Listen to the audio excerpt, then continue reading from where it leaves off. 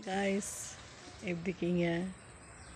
Hope எல்லோரும் நல்லா இருப்பீங்கன்னு நினைக்கிறேன். சரி, இன்றைக்கி என்னென்னா, அடுத்தவங்களுக்காக எதையுமே நம்ம செய்யக்கூடாது அப்படின்னு நான் இப்போ ஒன்று சொல்கிறேன். உடனே நீங்கள் அடுத்தவங்களுக்காக எதுவுமே செய்யக்கூடாதா அப்படி யோசிக்கக்கூடாது. நான் என்ன சொல்கிறேன்னா, நம்மளுடைய லைஃப்பில் நம்ம செய்ய போகிறது அடுத்தவங்களுக்காக நம்ம செய்யக்கூடாது. நம்ம சந்தோஷத்தை கெடுக்கிற மாதிரி ஏதாவது ஒரு காரியம் அடுத்தவங்களுக்காக செஞ்சு தான் ஆகணுன்ற கட்டாயம் இருக்கும்போது அதை நம்ம செய்ய வேண்டாம். சரிங்களா? அப்படி கஷ்டப்பட்டு அதை செய்ய வேண்டாம். இன்னொரு விஷயம் என்னென்னா, இப்போ நம்ம ஒன்றுக்கும் கவலைப்படுவோம். அந்த உலகத்தில் கவலை இருந்துக்கிட்டே தான் இருக்கும். எப்பொழுதுமே கவலை தீராது. ஒன்று மாற்றி ஒன்று வந்துக்கிட்டே தான் இருக்கும்.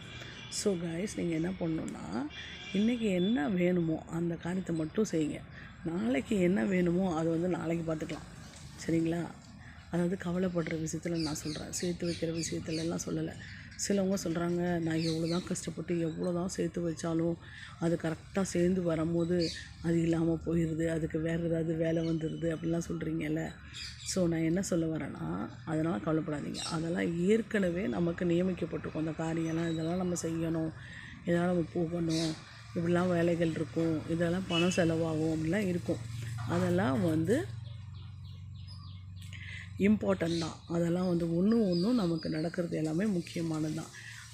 தேவையற்ற காரியங்களை நம்ம விட்டுட்டு நம்ம முன்னேற விடாமல் தடுக்கிற அந்த கவலை இருக்குது பாருங்கள், அந்த கவலையை தூக்கி எறிஞ்சிட்டு நீங்கள் செய்ய வேண்டியதை செய்யுங்க. Okay, have a nice day. Bye.